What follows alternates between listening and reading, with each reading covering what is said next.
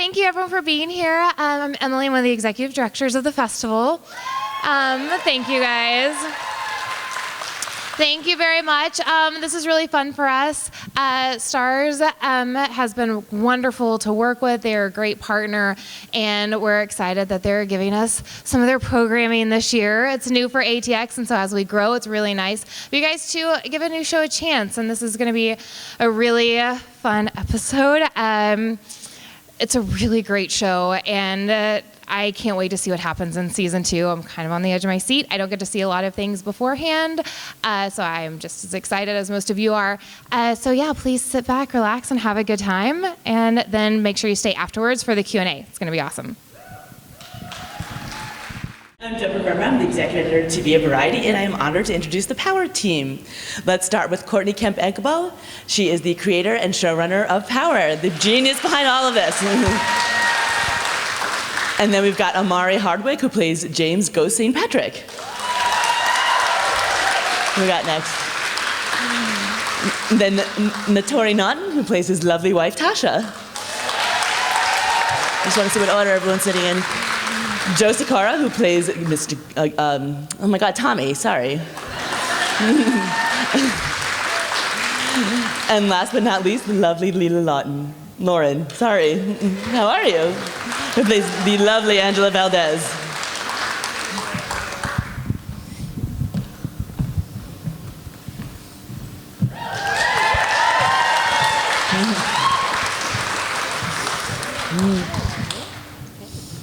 Welcome, everybody. Oh boy. Oh boy. See, I ate popcorn and I broke the chair. Oh. No, it's all good. It's all good. Thank you. You be Omari. I will be. It will be my honor to be Omari. For one second in my life. I'll be Ghost. You be Omari. Let's see if I break this one. Thank Somebody you. bring one. Yeah, somebody bring I'm going to break this one too, aren't I? Please. Thank you. You okay? You sure? So, okay. I'm waiting for you to spit a poem. Oh, there we go. I know, right? Oh, thank you. Go, Omari. Bust. This is definitely going down in my record book. Thank you all for coming out. First Thank of all. you so much. Yeah, thanks, guys.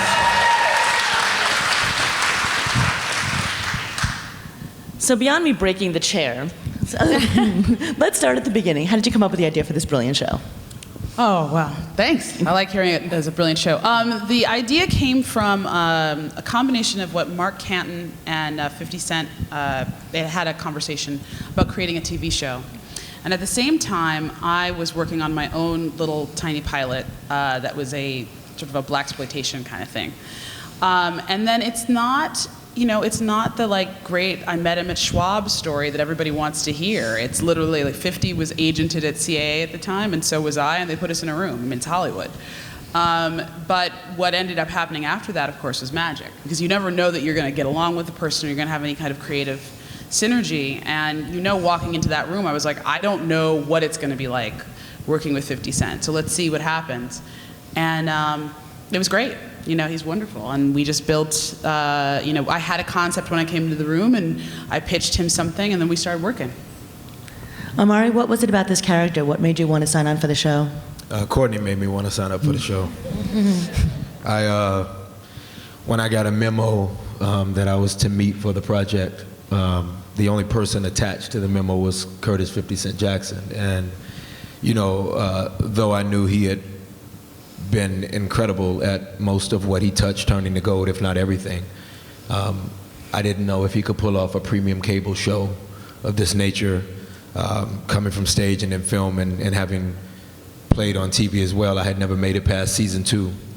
And so I didn't know if I wanted to, sign up for a show that someone wasn't as proven. Obviously, 50 being an exec producer wasn't proven. It was a landscape in terms of premium cable that I would love to have gone into. I was obviously watching the likes of The Wire and Sopranos and shows like that. And so I really wanted to get down with it, but I didn't know if he could quite pull it off. And so I prayed over it and went away to vacay. Went to Cayman Islands. Actually, my layover on the way to Cayman was Austin, Texas. Shout outs to Austin. Hey! And on the layover, I had a manager call, and he said, so they're not taking no for an answer. You will take this meeting, with a one, Courtney Kemp Agboh. And, you know, I knew obviously it being a gender neutral name, my spirit said it was a woman, or she was a woman, I was correct. And then they parenthetically. I still am. You still are a woman. Last we checked. And so. You didn't check. Right? That's up to me. I usually take care of that. So then, you know, parenthetically, and it was stated that she was an African American woman, and I said, yeah, absolutely, I'll meet with her. And then, you know, I kept thinking about it the whole time on vacay, and I couldn't wait to get back to talk to her. And I talked to Courtney, and I've said this to Joe, Lela, and Naturi, but it took me probably 10 minutes, and I was like, well, I'm totally doing this show. So Courtney sold it, not only in terms of what we could do in the pilot or what we could do in the first season, but she said that she had thoughts about what we could do in terms of changing the landscape of television. And for a creator to sit down and talk to you like that, you know, I was 12 years in at that point as an actor, and I just was like, oh wow, I can't say no. You know, she's extremely powerful, and ever since we've been rocking and rolling. Clearly. And literally. Let's talk about the women who play your wife and your love interest. How did they get cast? Did you do chemistry reads with them? Naturi, let's start with you. Yes, we did do chemistry reads. You know, I was really lucky to have known Omari before Power, and you know, he kind of always took me under his wing, almost like a little sister. We saw each other anytime. It was always love. So I wasn't as nervous as I could have been. But I remember in our chemistry read, we had some intense scenes, and you know, it's in episode 3. There's this, you know, Boo Boo the Fool scene, I call it, when Tasha's upset with Ghost about how much money he spent. But it was a great chemistry test. I remember just being fearless, being strong. I was of course nervous, you know, all the Starz exec and Courtney and David Noller, you know, our producers. I just wanted to, you know, be strong, and that's what I think Tasha has to be in order to stand next to the powerful man of Omari as Ghost. I knew that I had to come in fearless, no matter how short I am, no matter how little I am. I'm like, you know what? I gotta feel 6 feet tall today. She did it. And Lela, what about you? Yeah, we had a chemistry test. I was totally unfamiliar with Omari. And I think what I loved about it is he gave me something to push off of, you know? And he's an alpha male in the truest sense of the word, and at the same time, he has this incredible, gentle heart, and he has this innate quality to him where you immediately trust him. And so you can trust yourself to go there, and then he's going to have your back, and he's going to make you feel safe. And then we also really like to play and tease each other, and we're a fun group of folks. So that kind of all came out like in the aspect of us testing with each other, and that is the weird thing about chemistry, is it's instantaneous. And then at the same time, I was coming to it from my own sort of experience and journey of love, and I think that sort of primed me to understand Angela and understand what it's like to fall in love in that way. And so that was just serendipity on my part. And Joe, talk about playing Tommy Egan. What drew you to the part? Why did you want to play him? Well, I loved the pilot script. It was a great pilot script, even though the names changed. I told Courtney on the plane ride over here from New York that I actually found the original size where the character was named Eddie O'Neill.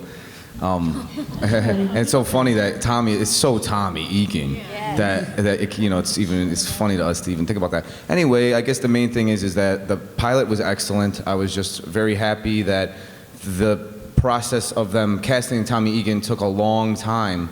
And they went through one full round of casting people, and I wasn't able to audition at that time. And the second time it came around, I was able to audition.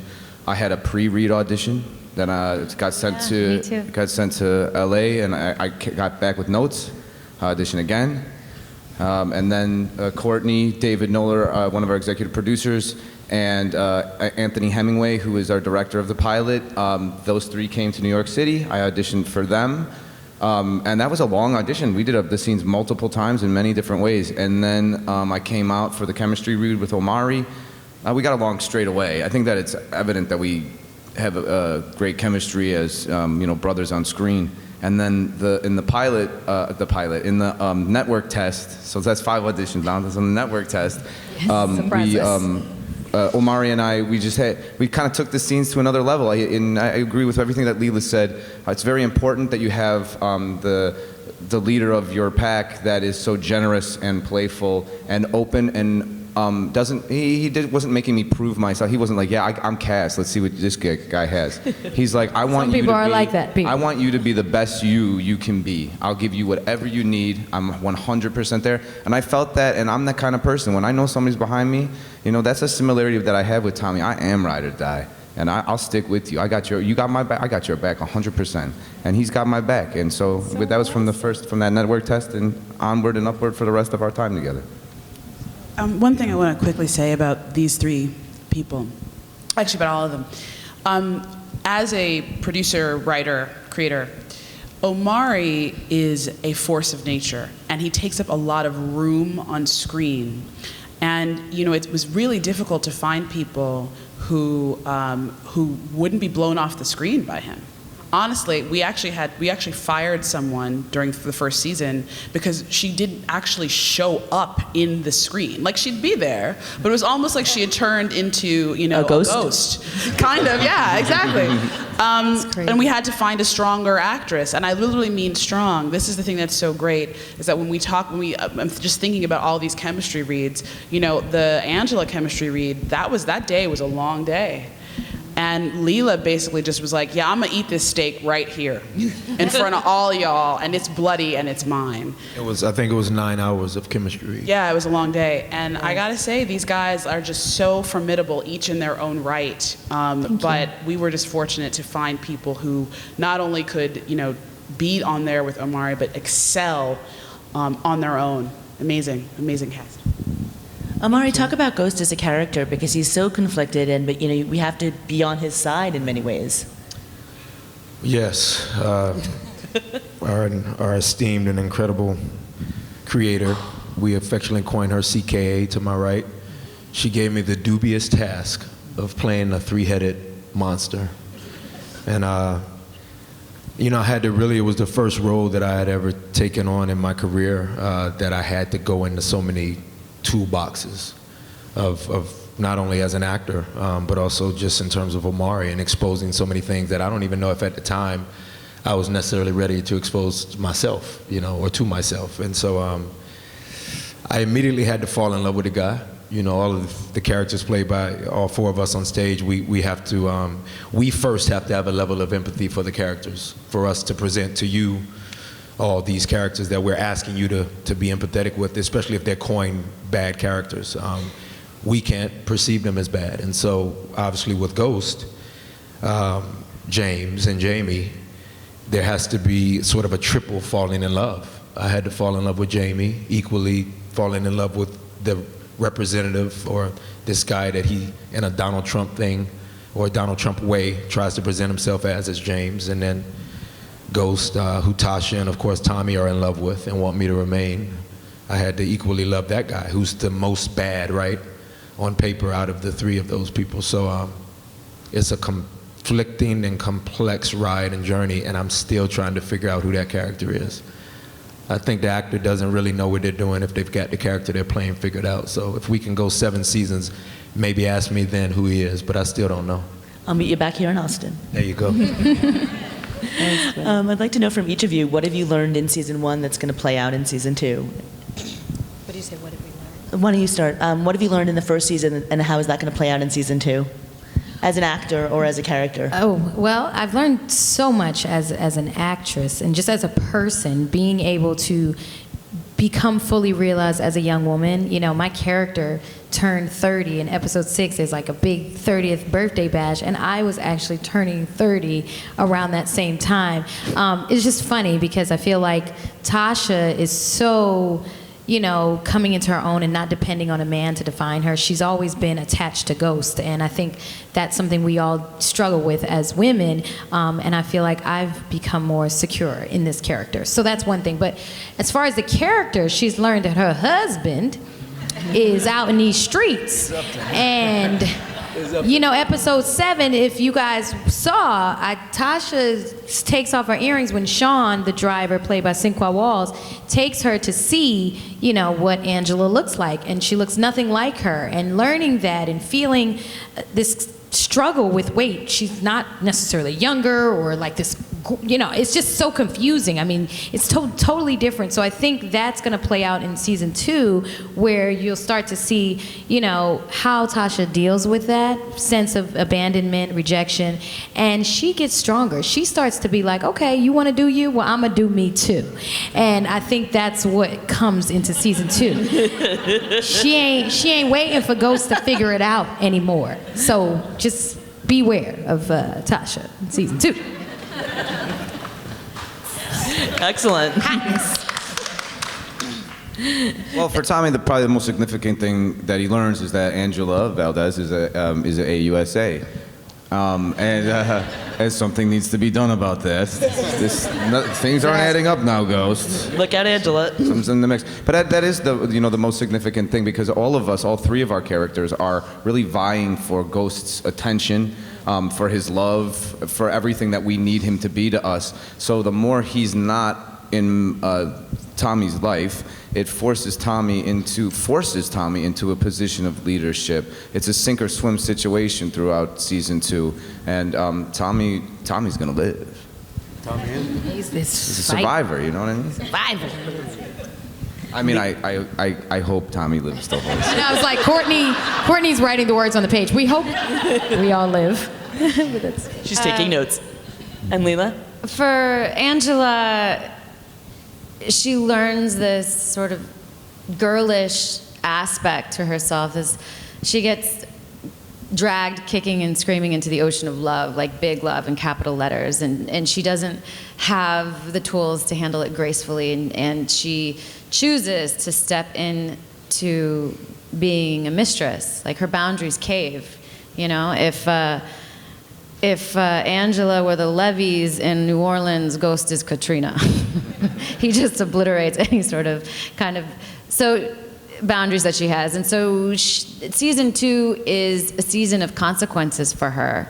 Also in terms of who she's allowed herself to become, but also consequences of her ambition and how she cuts corners in her job, and she'll go for the win by like whatever means necessary. She gets her CI killed. So we're gonna see all of that played out in season 2, and we're gonna see what happens to Angela when she gets more knowledge, because, you know, excuse my language, but Clarity's a bitch. So, you know, we get to see her navigate that. And then what I've learned as an actress is before I got this job, you don't get to, it requires, you're almost like an athlete. It's a marathon you have to run. And so I've learned to trust myself more in that, like, oh, I can take this on and I can handle it. Because it's like finals week every week. And there is a pride that comes out of that, being like, oh, I'm capable of this. Excellent. Yeah. Well, I want to give you guys a chance to ask some questions. So does anyone in the audience have any questions? Don't be shy, If y'all. not, go ahead. Okay, so my question is, it seems like every episode is just intense. I mean, how do you keep bringing it? I mean, do you ever get tired, or? So her question is, every episode seems intense. How do you keep bringing it? Do you ever get tired? We're all exhausted. Very, very tired. a lot. Wait, I was just going to say, we're tired in the writer's room. I mean, we're tired.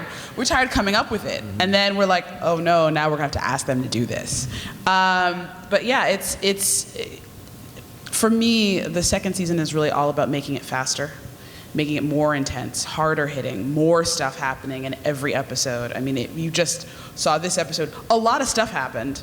And that's like, I mean, this is the one where the least amount of stuff happens, I think, you know?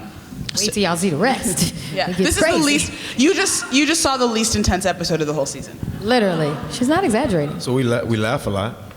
As you can see, we, you know, whenever you do a very heavy, dark, intense drama, you have to laugh a lot. And so we, you know, that's how we get through the day. And you know what, we support each other. You know, of course we're all tired, but as you can see, we have a camaraderie. I genuinely feel like creating a family aspect on set is a key, you know, component of staying connected to the story, staying energized, re-energizing each other. There's days when, you know, Omari's exhausted and we have to, you know, team up and lift him up and get through those scenes. We're in the middle of freezing weather. We shoot in New York City. It's like below 7 degrees. But I think that having the energy of we all have each other's back, I think helps get through these very intense scenes and episodes. Go ahead.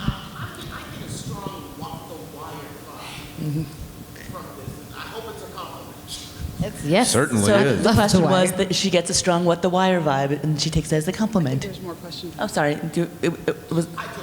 Okay, sorry. Is that I noticed that in the casting, and I'm not talking about you guys, we're talking about the secondary characters, Victor Garber, Patricia Calendar. These people are in roles that you never saw them in before. Is that intent? Yes. The question is, in the more established actors that you see on the show, is it purposeful that they're in roles that you would not have seen them in before? The answer is yes. I am always interested in putting someone in a situation that they've never been in before. I am really interested in that. So I will call up an actor and say, what have you never done? And in the case of Victor and I have known each other for years. Anyone who knows a little bit about me, I worked on Injustice and Eli Stone with Victor. So Victor and I have known each other for a really long time. And I called Victor up and I said, what do you want to do?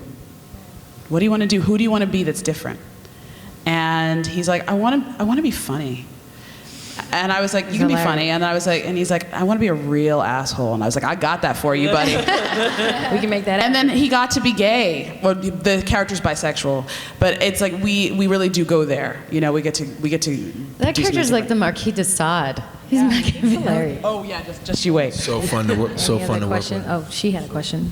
Sorry, go ahead.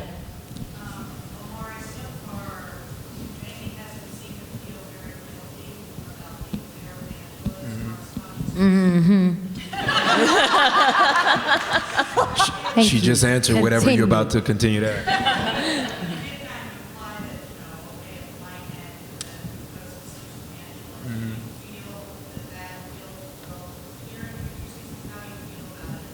I think it's an excellent question, first off.